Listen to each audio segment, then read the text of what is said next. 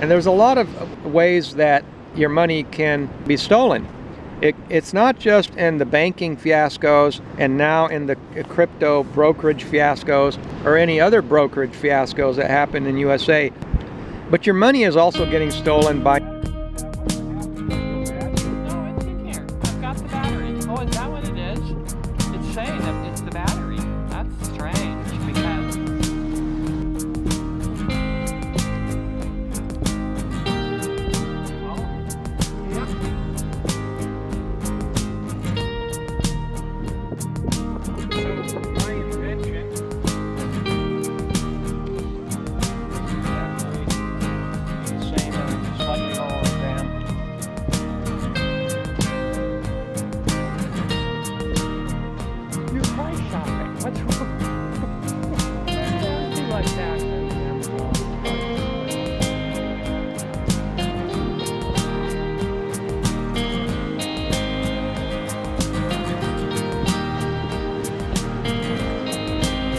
It's part of the unfortunate things in life that there's fraud and corruption and thievery, and there's a lot of ways that your money can be stolen. It's not just in the banking fiascos and now in the crypto brokerage fiascos or any other brokerage fiascos that happen in USA. All of these fiascos that come along in our lifetimes is a way that, you know, your money can get stolen. But your money is also getting stolen by inflation. You know, inflation is stealing your money.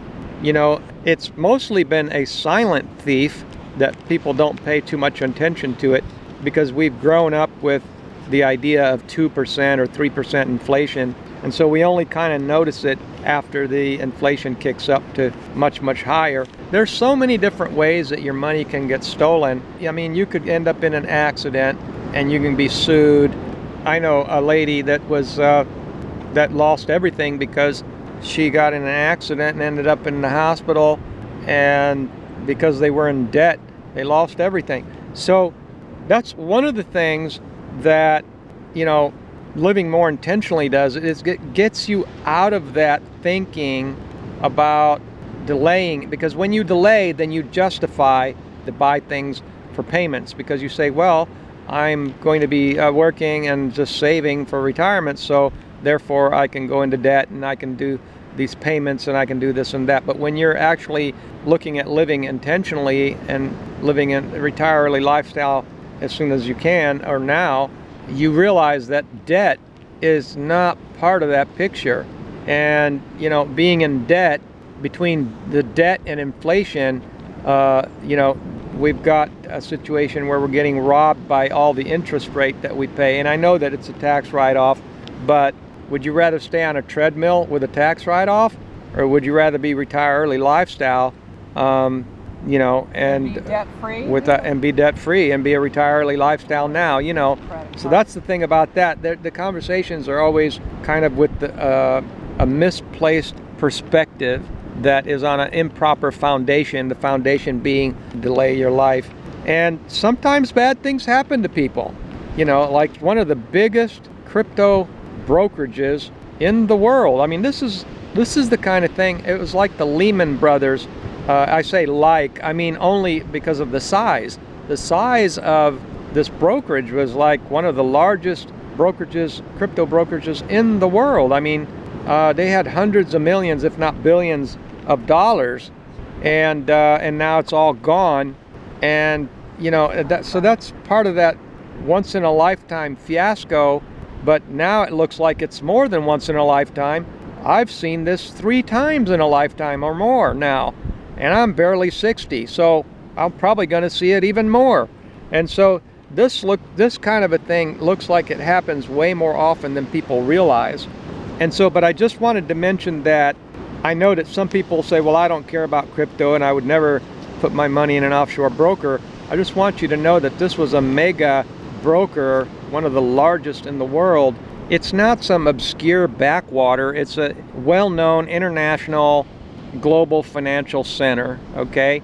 And yet this thing happens. So nobody and nothing seems to be immune anymore, you know. And so it comes back to, you know, that thing that you want to be retire early life. Can you imagine, that you put your life and you don't retire till later, and then your money sprouts wings like that? And I was just saying that it could sprout wings at any time. It could sprout wings in a global, well-known financial center, in the largest international broker in the world. It can sprout wings from Lehman Brothers. It can sprout wings from a huge banking collapse like in the 80s. And it can sprout wings from massive inflation. And all these things can sit here because I've made statements before of how risky living off money is. And that's exactly what I was referring to. It's this idyllic utopia for people to want to feel like they can just live off money, the life of Riley, do nothing, and have all this money. I'm just saying that it's human nature to sit here and want to feel like we can just spend money and spend whatever we want and not have a care in the world. But that isn't reality. That isn't real. You look at people that spend money like that. For example, Michael Jackson, when he was really being mistreated in the mainstream media, he was feeling pretty down and out and pretty bad. He went and spent $1 million in one day on doodads. Can you imagine having that doodad shop? Michael Jackson comes in and spends $1 million just to make himself feel better, and of course it made him broke. And so people do this because it's emotional.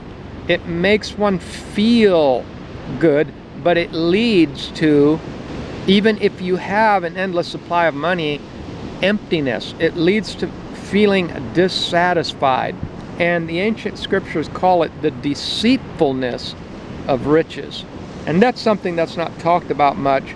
And so one of the ways to avoid the deceitfulness of riches, which is nothing wrong in general with having riches, but if we place too much value on having riches as an ideal instead of the more quality things about life, the quality of our relationships, the quality of our health, the quality of our days each and every day, that's the real true meaning of life. And that's what we can achieve in our retire early lifestyle when we downsize with flair and gusto and do it well and enjoy every single day the way we were meant to. And then we are not so subject to our riches sprouting wings when these brokerages play the hands quicker than the eye, and boom, poof, your money's gone. I'm sorry, that does happen to people. I have had that happen to me before, so I know what it feels like, and it doesn't feel very good. All right, so when you retire early life, so that we can avoid that whole picture of trusting too much into some of these setups and institutions, and hopefully it won't happen to you, and hopefully things like this won't happen, but they're happening so much more frequently, even every 10 years now. That's just ridiculous. These are the kinds of things that are unheard of. I mean, who would have heard of a well-known global financial center and one of the biggest crypto brokerages in the world being subject to fraud and, I don't know, what's the word, malfeasance? I don't know, it's like fraud isn't even a good enough word anymore for what they're doing nowadays. Malfeasance means the criminals within the system itself, within the company itself, not just criminals outside of the company. And so the sooner you learn the retire early lifestyle, and the sooner you learn to downsize, and the sooner you learn to live well with smart frugal and with gusto and quality, the better. That's what we say in our videos, and that's what we like to talk about. So I hope you got something out of that. Thanks for coming to the video. And that just reminds me this holiday season how important it is to focus on things that last. A lot of times we do talk about finances and money and budgets and things, and those are all important things, but some of the things that sometimes we don't really focus as much as we should or think about is relationships, your health, friendships, your family. And so with that, have a wonderful holiday and a new year. Feliz Navidad! Feliz Navidad, amigos. Buenas noches.